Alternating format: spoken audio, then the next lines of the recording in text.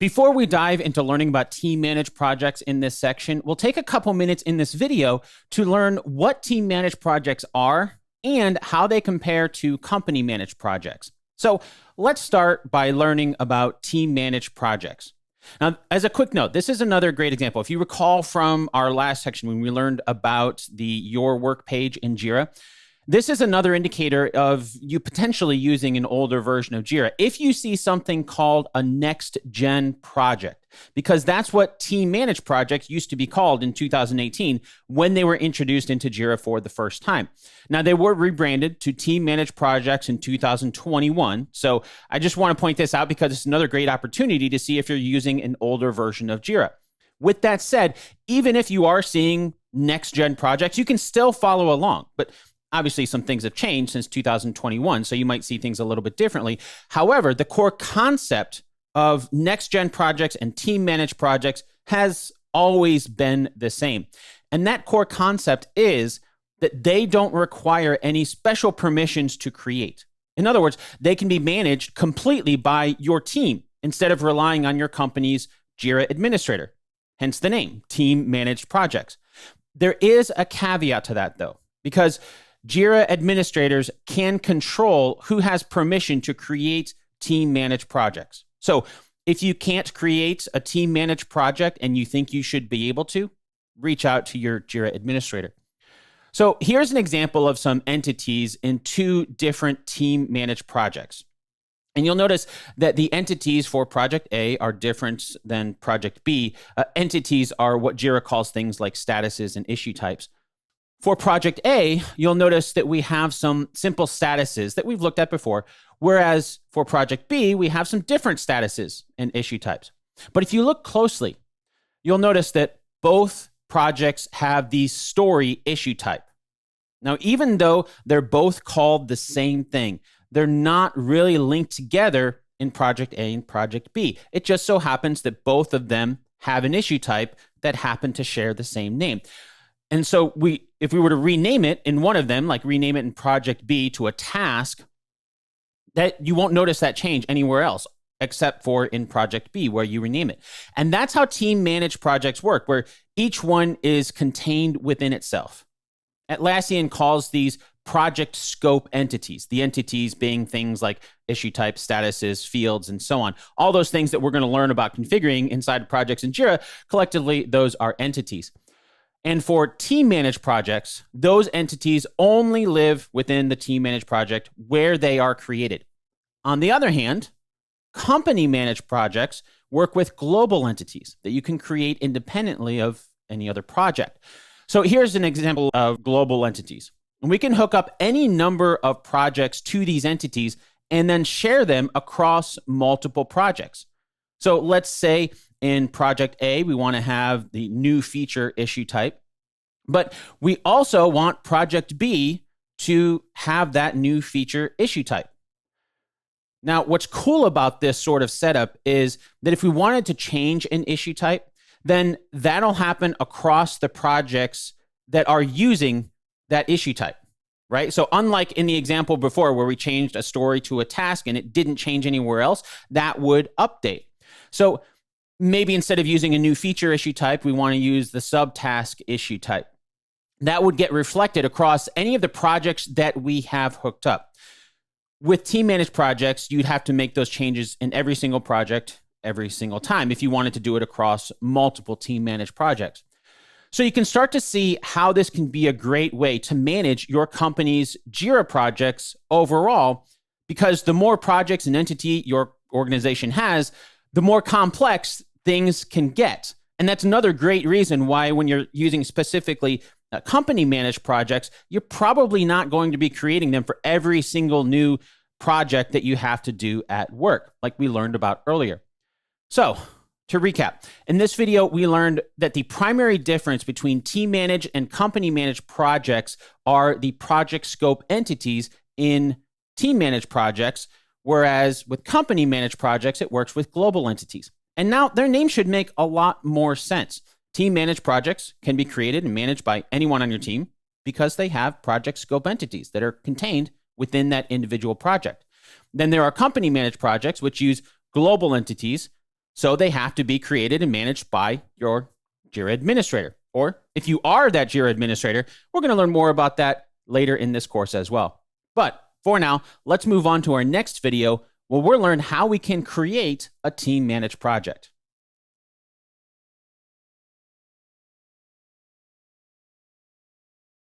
In this video, we'll look at the process of creating a team managed project. Unfortunately, this process is very simple, but there are a few things to keep in mind that we'll look at along the way. Now, before we begin, I do want to point out real quick that I am logged in as another user from previous section. I'm logged in as Valerie, who does not have any special administrative permissions. But even without those permissions, we can still create a team managed project. So to do that, let's come over to Projects, click on Create Project.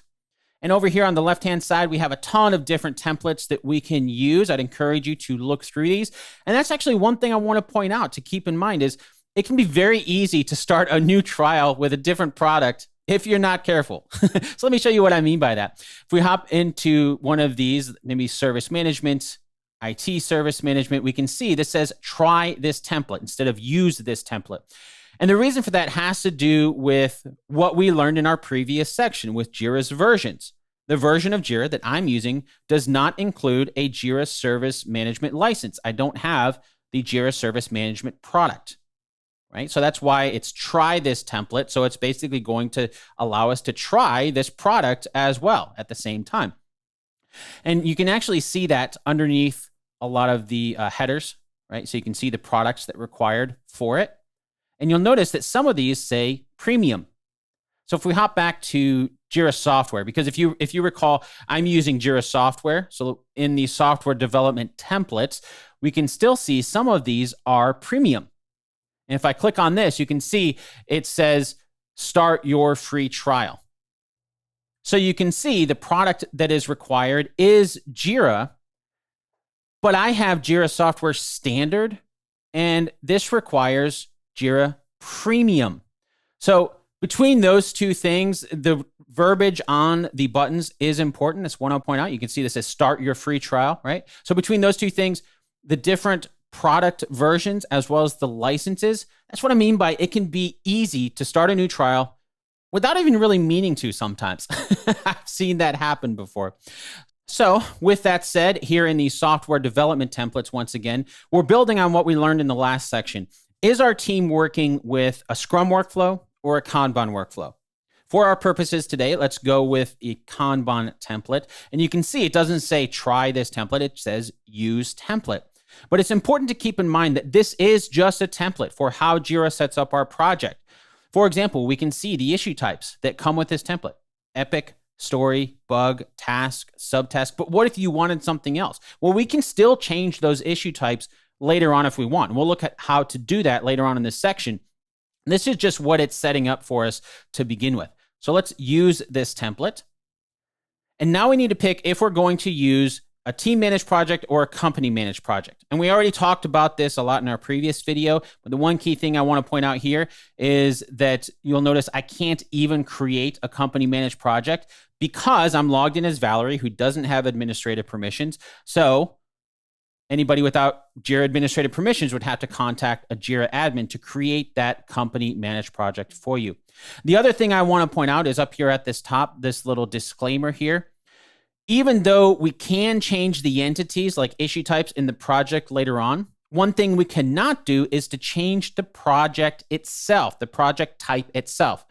So right now I'm going to create a team managed project, but if we wanted it to be a company managed project later on, we can't change that. We can't transition it from a team managed project to a company managed project. We would have to create a whole new company managed project later on, or a Jira administrator would have to create that for us. So that's just something to keep in mind. So let's select a team managed project and let's give it a name. Let's say we're building a podcast app. So here's our name. And then we have to give it a unique key. This key is a unique ID that will be applied to the issues in our project. For example, if our project key is dev, then Jira will create the issues in that project with a sequential number after dev. Dev 1, dev 2, dev 3, and just keep going and going. Then you'll notice the URL for where you find the issue is also using the project key. It's why it has to be unique. Now, if we had our project key as something else, the same is true for that project. It will get sequential issue numbers with the project key in front of it. So just to show this in action, if I select the key, type in, I know I already have a project with this key, you can see Jira is not going to allow us to even create that. So we have to create something unique. And now you know the reason why. It has to do with the URL and the issue types having unique URLs. So let's maybe call this app. And we can choose the access level. So we can choose a private, which is only people you invite can see it. It's worth pointing out that any overall Jira administrator can still see the project too. And then you have limited access. So anyone with access to our overall Jira can see the issues, but they can't edit them. It's just read-only access. And then open, anybody with access to our overall Jira can use this project with permission to create or edit issues inside of it. So that's what I'm going to use for this section, create open. Go ahead and click on next. And now we're ready to create our project, right? So the project is creating here. And we have the ability to connect Bitbucket or Confluence. If you recall from a previous video, I mentioned that I do have licenses to other Atlassian apps, but I'm not going to do that for this course since we are focusing on Jira. But if you're using some of Atlassian's other products, you can connect them here for better integration. I'm just going to click on continue. And there we go. Now that we have our team managed project created, let's get familiar with how it's organized here in Jira. And we'll do that in our next video.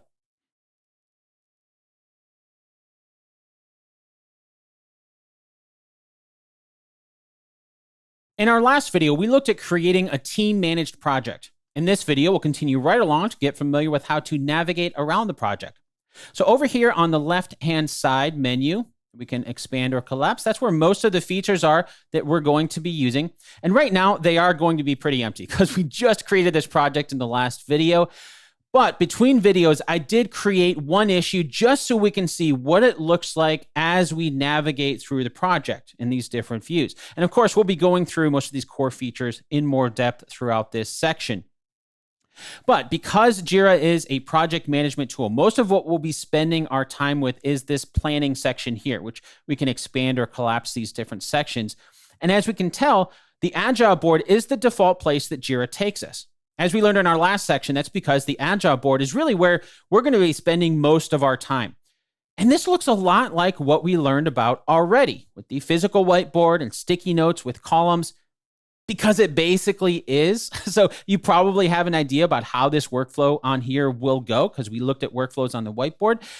But we'll be looking at it in more depth later on as we have more issues on the board to work with. Now, you'll notice above the board in the menu is the timeline. Now, if you are using an older version of Jira, this is called the roadmap. They changed that terminology, but it's basically a Gantt chart type view of the issues in our project. And we'll look at this in more depth later on as well. Hopping over the board to the calendar, you can see as I'm recording this, it is a new view. So if you're using an older version, you might not see the calendar view. Calendars used to be an extra paid app add-on. So this is another feature that you might not have on an older version, but as you can see, Atlassian has started to include them without needing anything extra. And calendars are a pretty straightforward view, but it's important to keep in mind that Jira does not require every issue to have a date associated with it. So let's add a due date to the issue because as you can see, it's not showing up on the calendar here. So if we hopped into the issue, we'll find our due dates here. Go ahead and add that due date. And now we'll see it show up on the calendar view. Now, the due date is not a default field in the template that we used, but we'll look at how to add due dates and any fields that we want to issues in a future video. Continuing on for this video, though, we have a list view. And as you probably figured out by now, and one of the reasons why I wanted to have an issue created for this overview video is so that you can see these are all just different ways for us to view the issues in the project in different ways. And I've had a lot of students who think that an issue on their board only lives on that Agile board, and the issues in the list are different. And that's why I only wanted one, because it can get very complex when you have thousands and thousands of issues in your projects. But this makes it very simple to see that really these are just different views. And this is just a nice way to see everything in a traditional list view, like you would have in any other to-do list app out there. Now, beneath the list, we can see there's another newer feature here in Team Managed Project, and these are forms. These are exactly what you would think. It'd be a great way to collect information from others directly inside of Jira and try to avoid all that back and forth in email or Slack or whatever communication tool you're using there. Moving along to goals, like calendars, goals are another feature that used to be an extra paid add-on that are recently being integrated in without adding anything extra. And like timelines, used to be called roadmaps, but goals in Jira used to be called Atlas. So once again, it might be something that you don't see or might be named differently if you're using an older version. And we'll look at goals later on in this course. So let's move on to issues, because the issues view is where you're going to go basically anytime you're having trouble finding an issue in a project. For example, remember when I mentioned the calendar view is tied to dates? Well, if you don't have a date assigned to an issue, it's not going to show up in that view like we saw. And the same can be true for some of the other views too that might have some requirements that we'll look at later on as we dig into the features there. Not all of these views are going to show every single issue, depending on what the issues are and what sort of fields they have. But inside this issues view, you're going to be able to find everything. That's where you go to basically find everything. And it's basically the view that you have when you start to search. It's going to take you to the issues view. And again, we'll be looking at search and finding issues, tips and tricks for that later on in this course as well. Now, before we wrap up this video, we do have a few more items down here at the bottom. We have code. If you are working with a dev team, you can hook in Bitbuckets or GitHub to associate a repository for your project. We saw that kind of when we created this project, that we could hook that up. Since we are focused on Jira today, hopping into repositories, a little bit outside the scope of our course, but this is where you can start to do that. And then this is something else that we won't really be digging into much, because the project pages are a link to Confluence. That's Atlassian's wiki documentation tool. So similar to the way you can hook up a repository we saw when we created the project, you can do the same sort of thing with Confluence and get a little bit of integration there. And then we can add project shortcuts, URLs that everyone on the team can see for quick access. I've seen teams use this for maybe like internal email or maybe the app link in store, whatever that might be, just a quick way to access that directly on the menu page. And then beneath the shortcuts, we have our project settings, which is where we're going to configure it all. And trust me, we'll be using this area a lot throughout this section as we learn how to master team managed projects.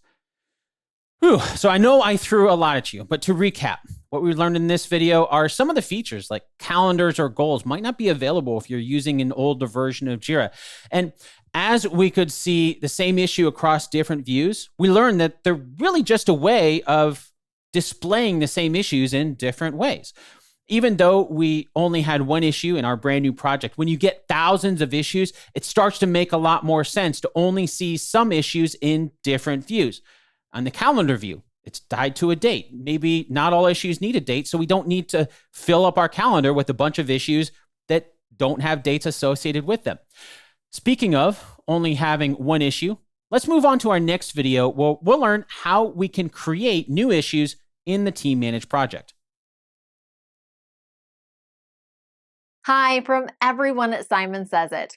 We hope you're enjoying this training lesson. Please like this video to show your support for the channel. If you want to take your learning further, earn a certificate for this course, and gain access to over 200 courses ad-free, click up there and go to simonsaysit.com. Thanks for watching, and back to the course. So there are a couple ways that we can create issues, but probably the most popular way is just to click on the Create button at the top. Or I guess if you have a smaller display, it switches to a plus, maybe if you're on mobile. But the other way to create an issue other than using this button is to use the keyboard shortcut C for create. Do that, opens up the create issue screen. Well, the basics of filling in information is straightforward, but let's understand some more of how this screen works and how it's laid out. So everything below this divider line are fields. So all of these are fields.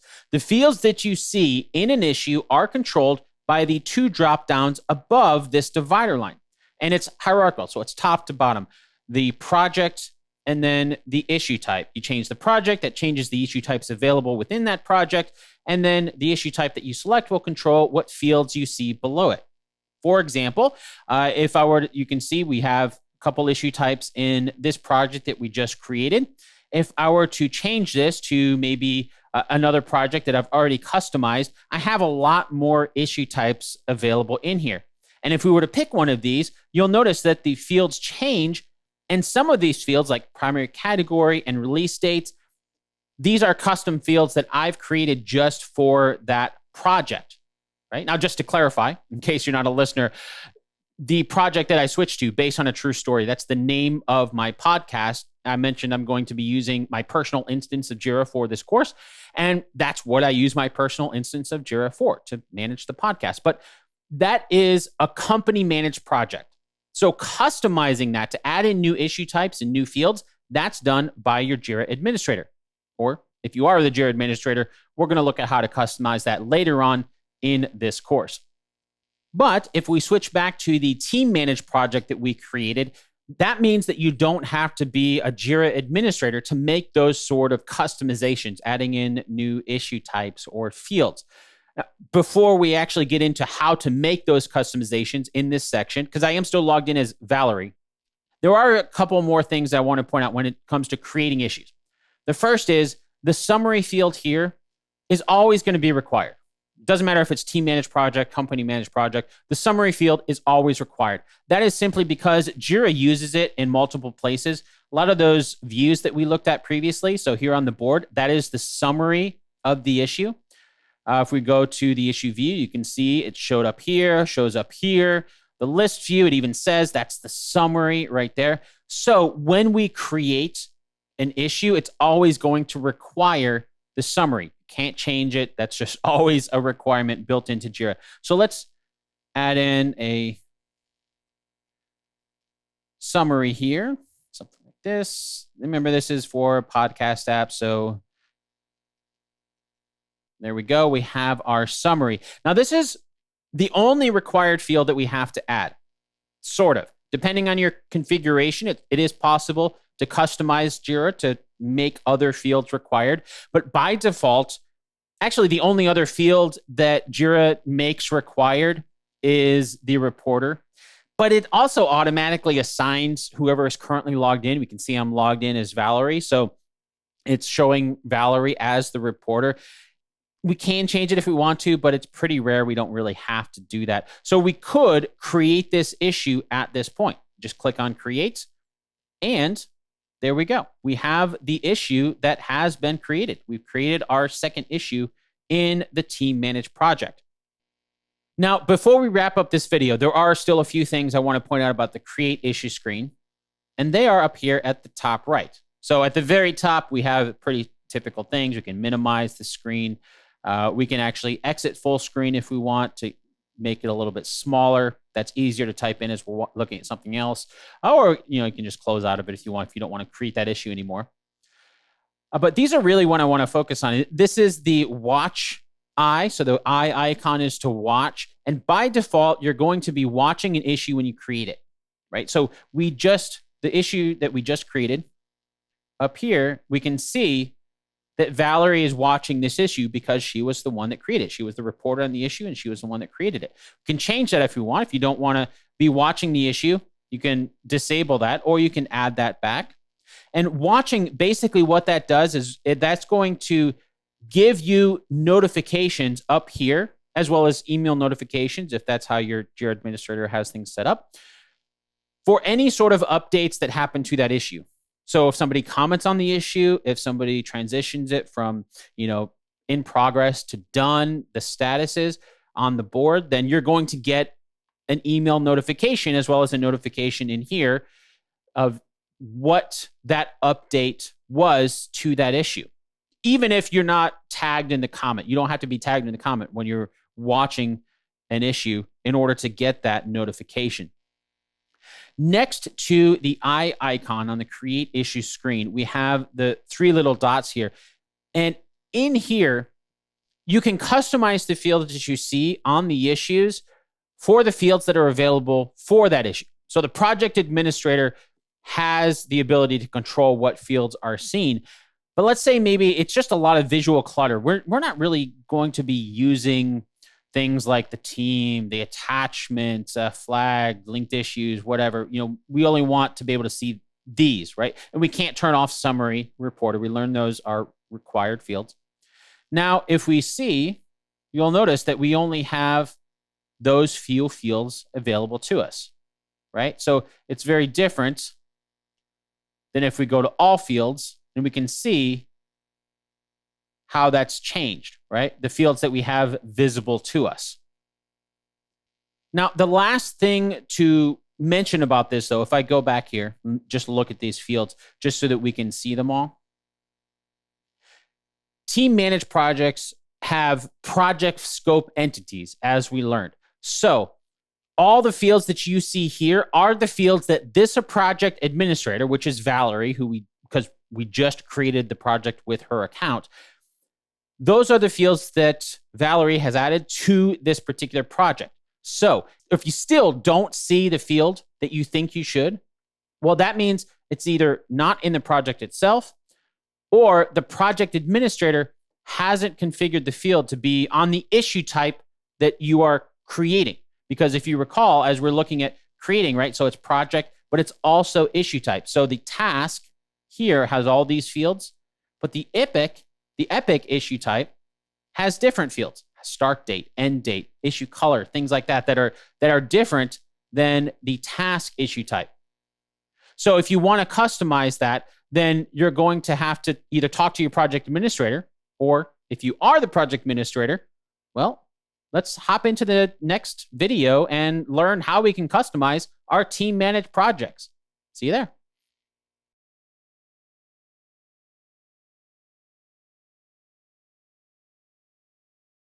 In this video, we'll learn how to add our team into the team managed project that we created.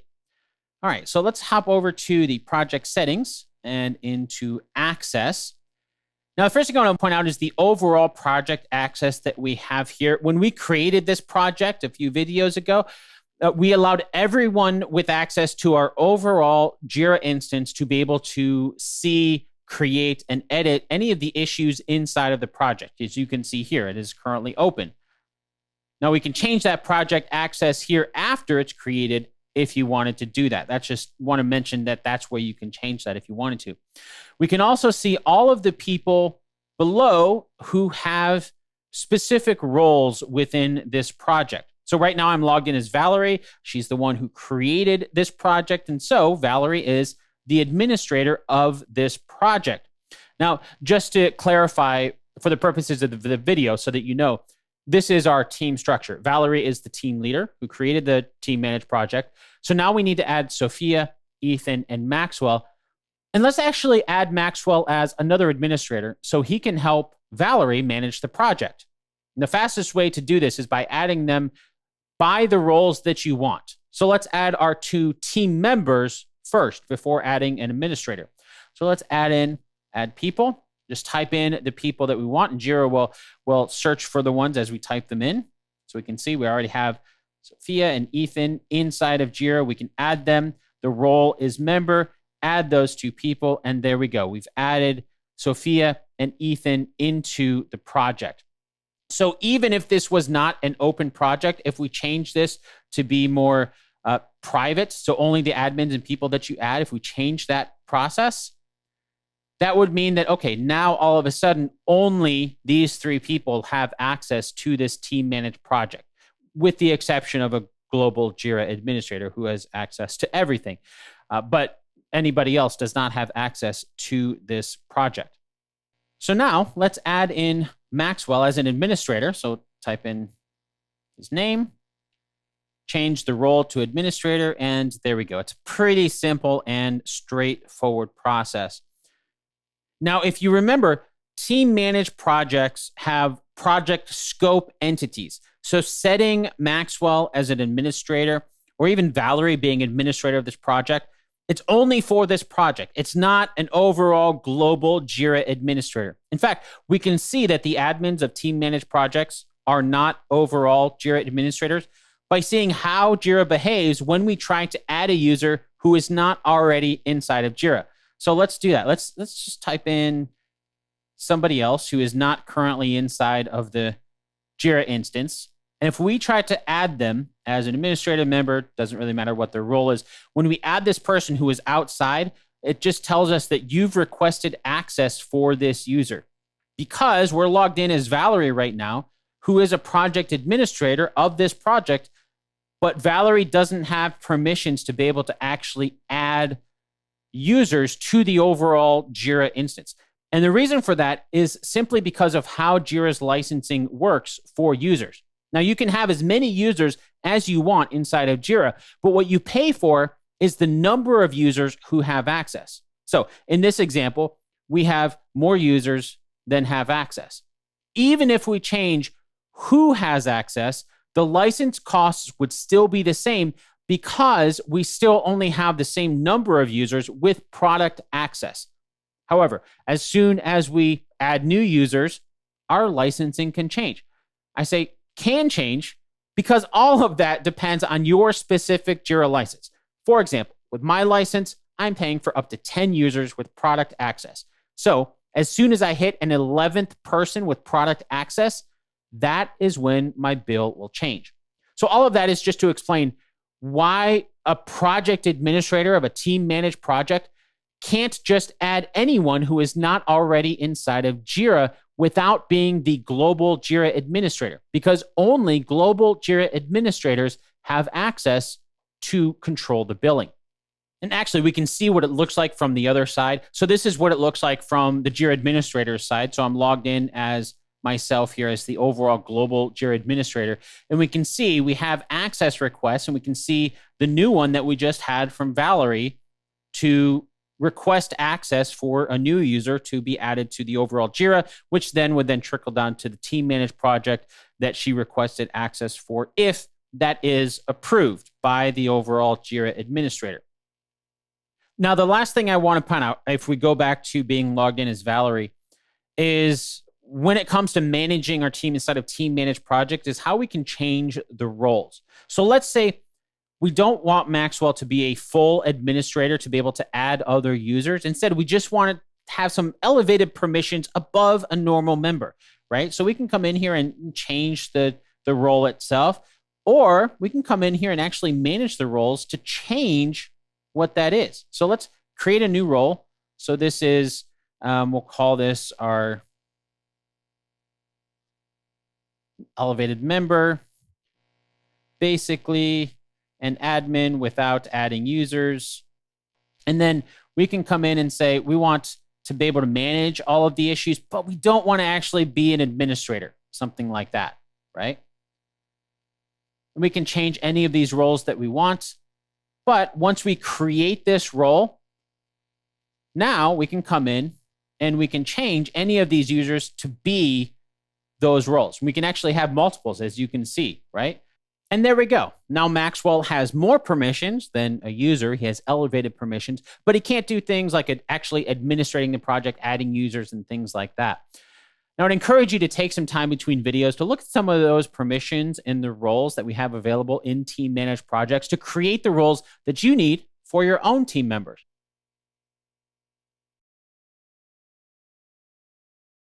If you're not a subscriber, click down below to subscribe so you get notified about similar videos we upload.